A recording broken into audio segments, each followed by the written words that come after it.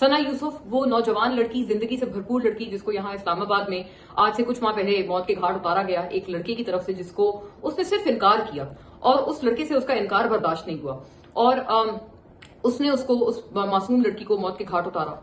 उसका भी जो डेथ सेंटेंस है, लोअर कोर्ट ने उसको सजाए मौत दी है, लेकिन जो अब हाई कोर्ट है वहां पर उसने अपील कर रखी है। मैं उन वुकला पे भी, उन सारे वकीलों पे हैरान होती हूँ जो ऐसे कातिलों की, सफाक कातिलों की, कोल्ड ब्लडेड मर्डरर्स की, जो अपीलें ले लेकर अदालतों में घूमते हैं, मारे मारे फिरते हैं। उन वकीलों को भी जो है सोचना चाहिए कि हम अगर इंसानियत को शर्मिंदा करने वाले लोग हैं तो हमें तो अपनी वकालत की डिग्री फाड़ के फेंक देनी चाहिए। तो वो जो वकील हैं, वो वकील जो भी वुकला है इन सबके, वो अपने क्लाइंट्स के जो है वो केस आगे हायर कोर्ट्स में लड़ाए। वहीं दूसरी तरफ नूर मुकद्दम का कातिल जाहिर जाफर, कई साल पुराना ये मुकदमा है, बहुत इसको नेशनल और इंटरनेशनल मीडिया की हाईलाइट मिली, लेकिन हुआ क्या? नूर मुकद्दम की जो फादर है वो बाकायदा फॉर्मर एम्बेसडर हैं, पाकिस्तान के सिविल सर्विसेज की एक बहुत अहम ब्रांच है और उसके वो बाकायदा एक फॉर्मर ऑफिसर हैं, वेरी वेल पोस्टेड। उनकी अपनी बेटी के लिए वो अभी तक इतने साल गुजरने के बावजूद वो इंसाफ के मुतलाशी हैं। हर दफा जाहिर जाफर जैसा एक सफा क्रिमिनल, जिसने वंस अगेन अपना जो क्राइम था खुद कन्फेस किया कि उसने किस बेशर्मी से जो सर है वो कलम कर दिया था नूर मुकद्दम का, और कितने दिन तक उसको उसने हॉस्टेज अपने घर में बनाकर रखा था, उस पर जुल्म करता था, फिर बिल आखिर उसको मौत के घाट उतार दिया।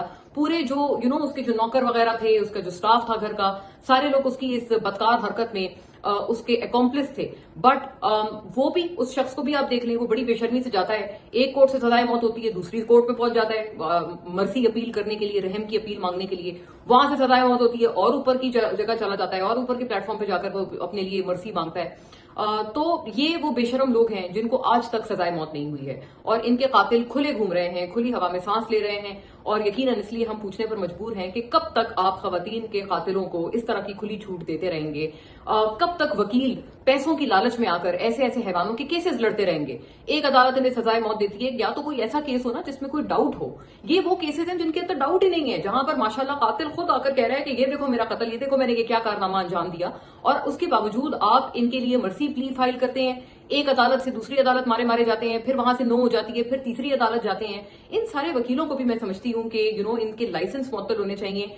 यकीनन ये मैं समझती हूँ कि देखें, वन कैन से कि उनको राइट है कि वो किसी भी अदालत में जाएं और अपना मुद्दा, अपना केस लड़ें, लेकिन केस लड़ने में कोई डाउट तो हो, केस लड़ने की कोई बात तो हो।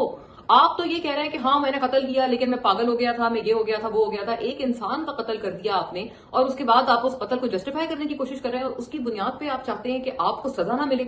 मतलब ये इसलिए, मतलब इन लोगों को, इनके केसेस जितने कम एंटरटेन करने वाले लॉयर्स होंगे, यकीन करें ये मुल्क उतना ज्यादा सेफ मुल्क होगा, और खवातीन के खास तौर पर लिहाज से।